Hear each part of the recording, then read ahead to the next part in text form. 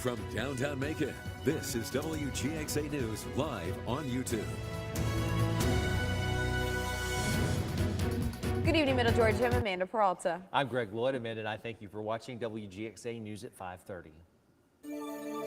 A twin-engine plane crashed into a Washington County swamp, leaving 2 people in critical condition. Our Brianna Cook spoke with the sheriff to find out more details and joins us live now. Brianna?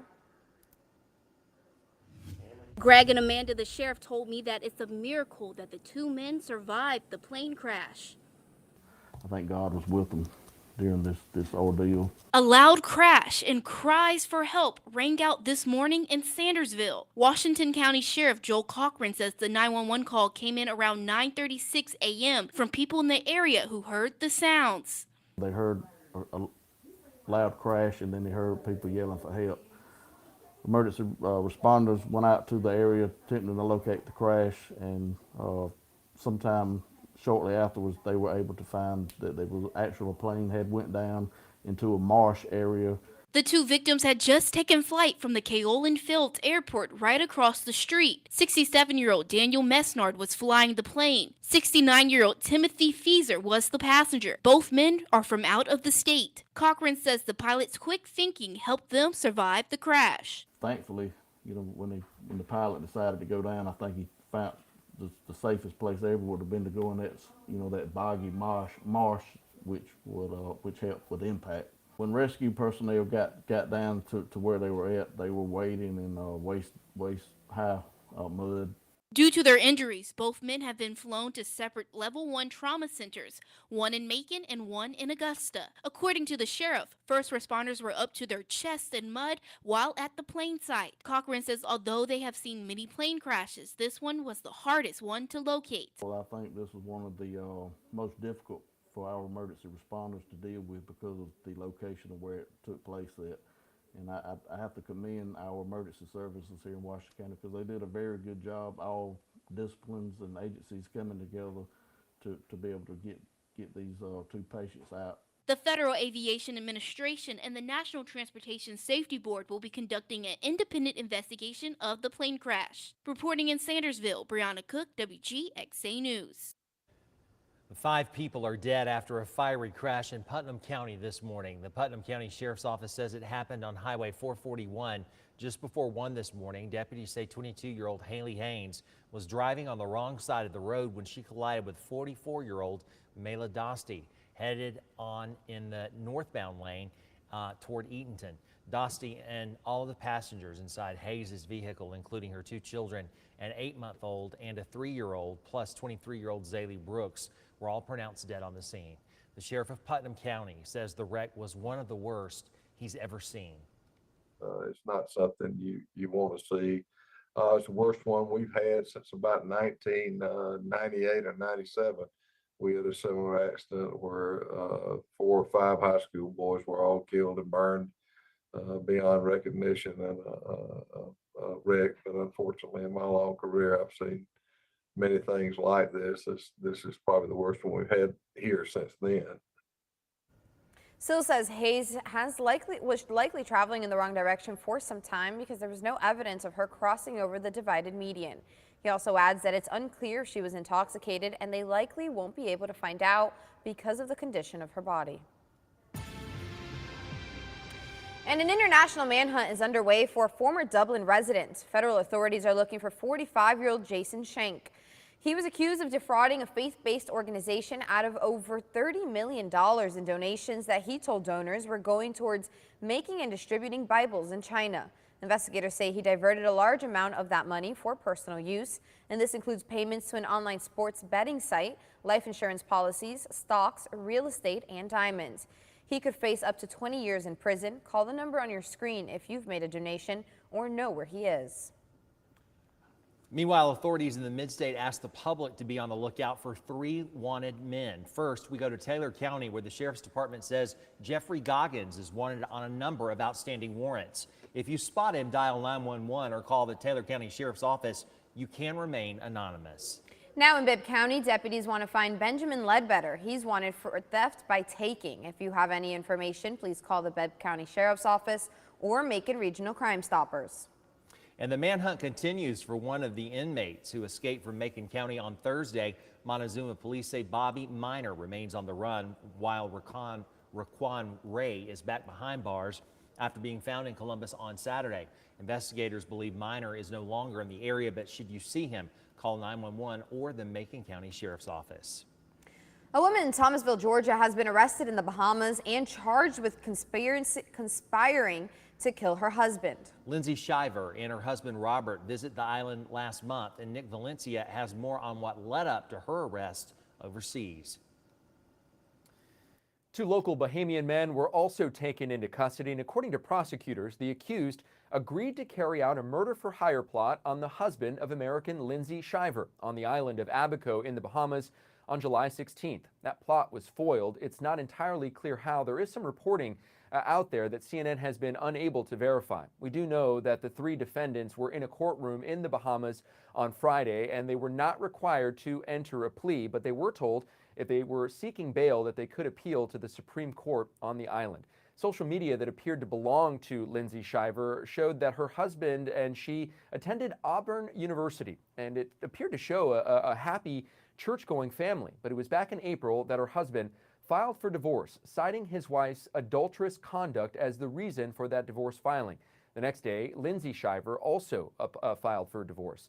Now, we have reached out to the attorneys in those divorce proceedings, but we have not yet heard back. Meanwhile, the next court date in the Bahamas for those 3 defendants is October 5th. Nick Valencia, CNN, Atlanta. Well, most of Middle Georgia was dry despite some early afternoon storms, but all of Middle Georgia was hot. Very well said. Chief Meteorologist Ryan Stinnett says the heat continues, but higher rain chances are on the way later this week, Ryan. I won't even be upset. Yeah, absolutely. But again, we got a few thunderstorms we're watching. Check out this ominous sky over Dublin right now down in Lawrence County. We got a thunderstorm approaching from the north on our Wilson Bryant Heating Their Skycast network. Currently 91 in Dublin, and where it is rain, temperatures are much cooler. Check out Sandersville at 77, but Macon, we're sitting at 96. 102 is what it feels like currently in Macon.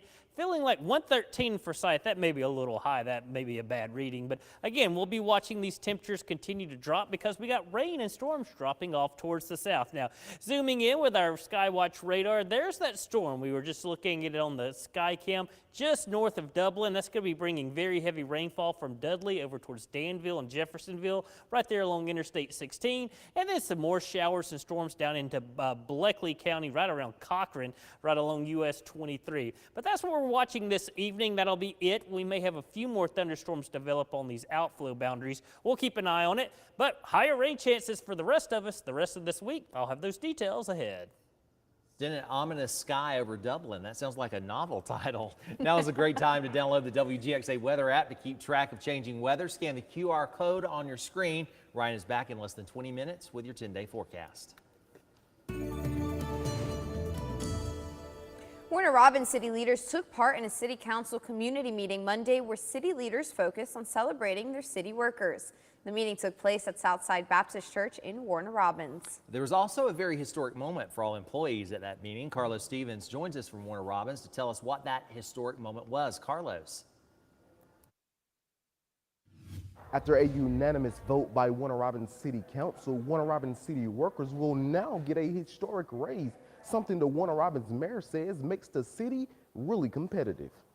So now people have a reason to say, I want to work for the city of Warner Robins. Mayor LaRonda Patrick has announced an unprecedented salary increase for full-time city employees. Following last year's 10% across-the-board raise, this year's raise will range from 5 to more than 30%, with the lowest paid city employees receiving the highest percentage raise. Mayor Patrick says the city has to keep up with the rising cost of living. My administration, we're about getting back to the basics, back to taking care of our employees. And now Mayor Patrick hopes the increase in pay will do just that.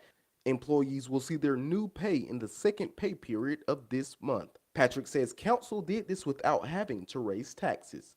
There were no raising of anything to get the raises. And Patrick says that's because the city planned ahead. We already had a surplus in our budget. We already budgeted the amount we wanted to put towards raises. According to Patrick, the starting pay for city workers is $15.50 an hour. Patrick says Warner Robins at full staff has over 600 employees. However, some positions are vacant. But Mayor Patrick says even if all positions are filled, the city is in a good place financially. Even though we have vacancies right now, we've planned it full staff, which means we have a large amount of cushion. Patrick says this is also a plus for citizens. You get to see better service. You get to see staff that are happy. Now, the mayor added that they do expect more great news in the next 30 days right here in the International City. Reporting in the International City, I'm Carlos Stevens, WGXA News. Guys?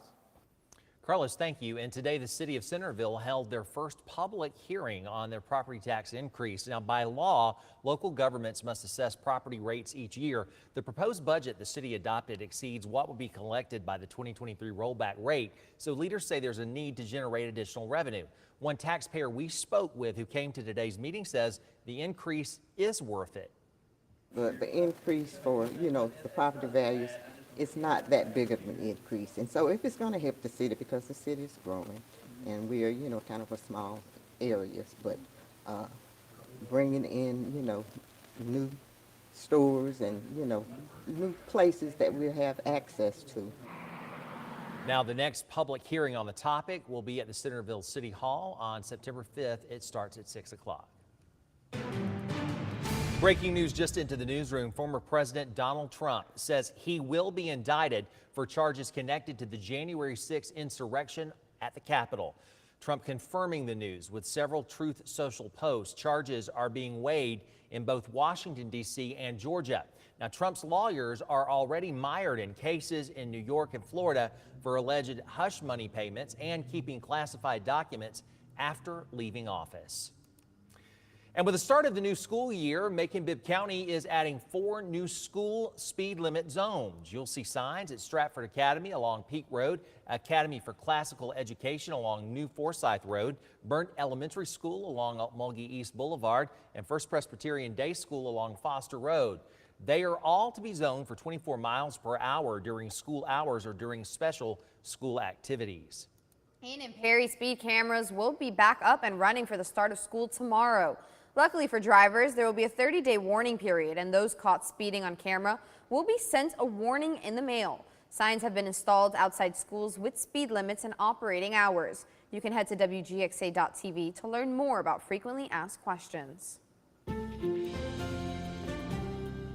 Well, this morning, thousands of students in Bibb County packed their pencils and busted out a fresh pack of paper on their first day back to school. With first day jitters and excitement in the air, everyone from faculty and staff were eager to get acclimated. After a long summer, today our Raina Plunkett sat down in class to find out what this year has in store for students who finally have to get back to those books.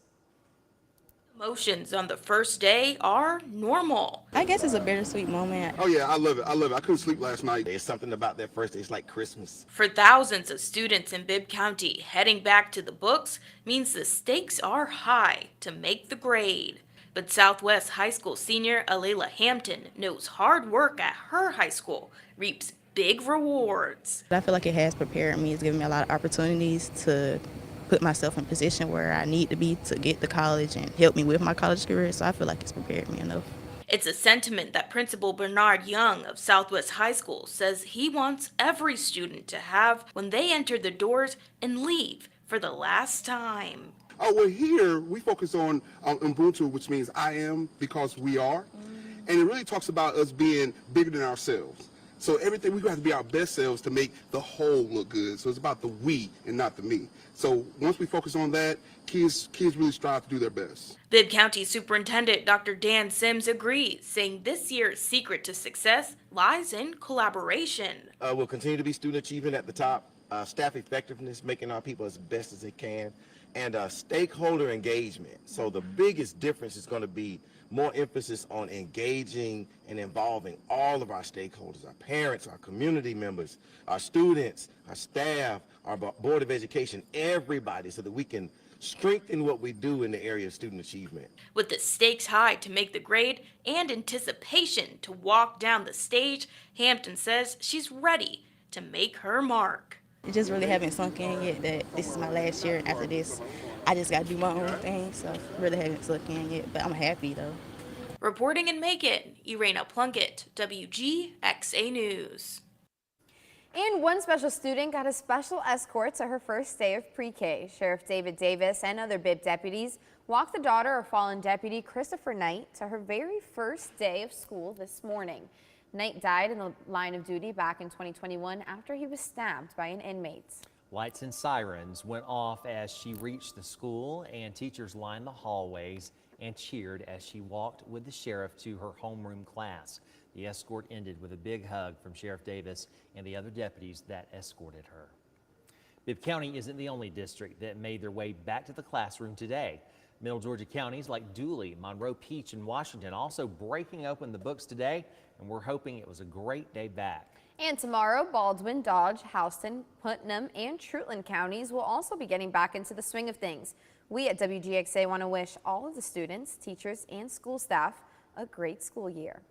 We also at WGXA want to see your pictures. This is Miss Harper Cox. Isn't she the cutest? She's adorable. She started her first day of 5th grade today, and she's now one step closer to her dream of becoming a marine biologist. Look at Harper. And here is Millie Reagan. She started her first day of pre-K today. So she looks so excited and ready to learn. Adorable.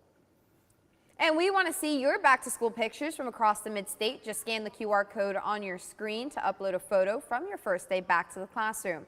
You might even see yourself on air or on our website at WGXA.tv. A local organization wants Bibb County students to start school with everything they need, and we're not just talking school supplies, but conflict resolution skills. The Georgia Family Alliance Incorporated is hosting a 2-day youth conference this weekend. Organizers say the goal of that conference is to teach youth they can walk away from situations before it leads them to violence or crime. One subject of the conference is to work towards that goal by discussing bullying. If a person is bullying someone, that is putting fear in that other person. And so by that person being afraid, they can, if the bully maybe try to hit them or maybe try to do something, they may retaliate at a second, and then boom, there you go. Or they may just be threatening that person throughout the entire lifespan of that school year. According to the CDC, 1 in 5 high school students report being bullied on school property, while more than 1 in 6 report being bullied online. That conference is this Saturday and Sunday from 10 to 3 over on Houston Avenue.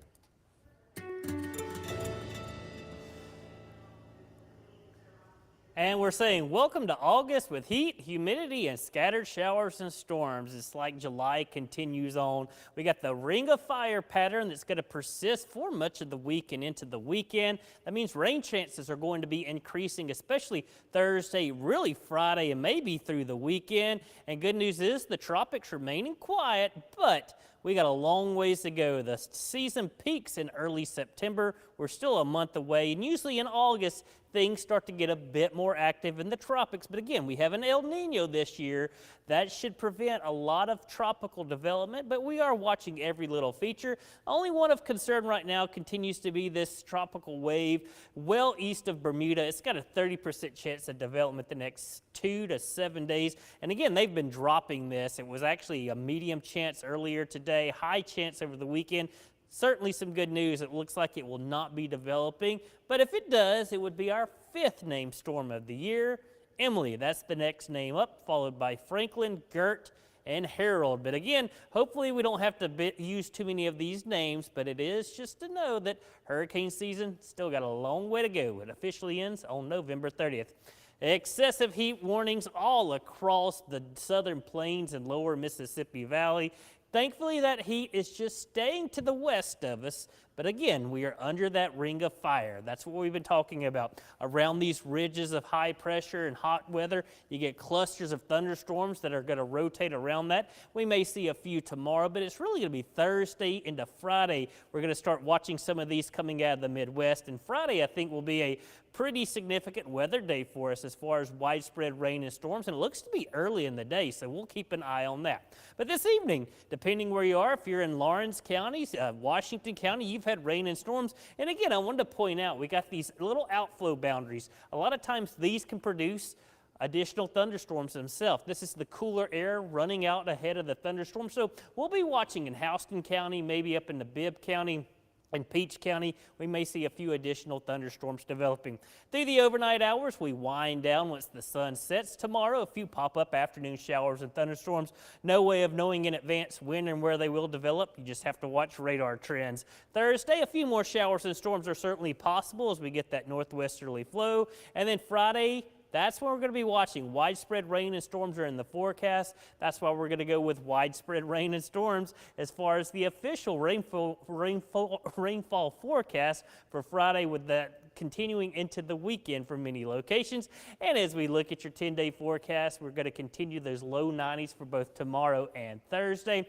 Due to the rain and storms, we are going to bump temperatures down into the upper 80s on Friday, but mid-90s will return for Saturday, Sunday, and continue into next week.